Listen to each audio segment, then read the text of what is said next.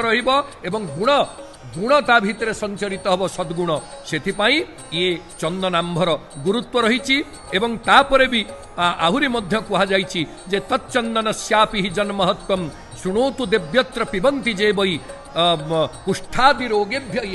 इहापि मुक्ता भवन्ति बाळा जदि काकबन्ध्या भक्षन्ति चेत्ता बहुपुत्रवत्यः किंबा भवन्ति किंबा कथनेन देवी सर्वेप्सितानि प्रभवन्ति तेषां मनोरथास्ते सफली भवन्ति तांकर मनोरथ पूर्ण हो जाए जीए ए जल को पान करती एवं ये जल को पान करिवार कौन हुए ना कुष्ठादि रोगेभ्य इहापि मुक्ता भवन्ति बाळा जदि काकबन्ध्या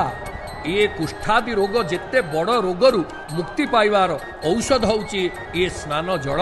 एवं भवन्ति बाळा जदि काकबन्ध्या भक्षन्ति चेत्ता बहुपुत्रवत्य काकबन्ध्या जो नारींकर गोटे संतान मृत हो गला परे आउ संतान संतति हेई नाहंती तांको कहा जाए काकबन्ध्या कले से काकबन्ध्या नारी मध्य ये स्नान जल प्राप्त हेले पुत्रवती होंती बोली शास्त्रीय सिद्धांत रे वामदेव संहिता उल्लेख करिसंती तेणु जो माने विश्वासर सहित ये स्नान जल को प्राप्त हुंती से माने अखंड पुण्य लाभ करंती आपण लक्ष्य करूछंती कोठी ये माटीर गडू बा गरा एवं आपण लक्ष्य करूछंती जे पालिया ये रहिले गराबड़ू तांकू ढाली दौरान जो माने रहिले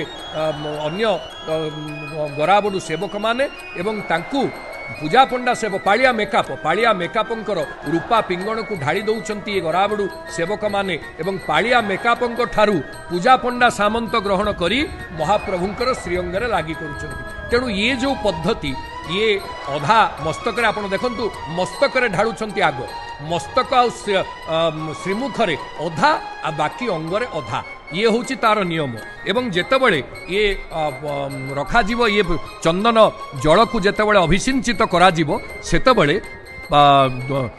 गंध द्वारा दुराधर्षांग ये होची तार मंत्र एवं पावमानी सूक्तरे ये मंत्र पावमानी सूक्त द्वारा एक प्रतिष्ठापित करा जीवो एवं पावमानी सूक्त आपण माने निश्चित भाव में जानी आनंदित हेबे जे जो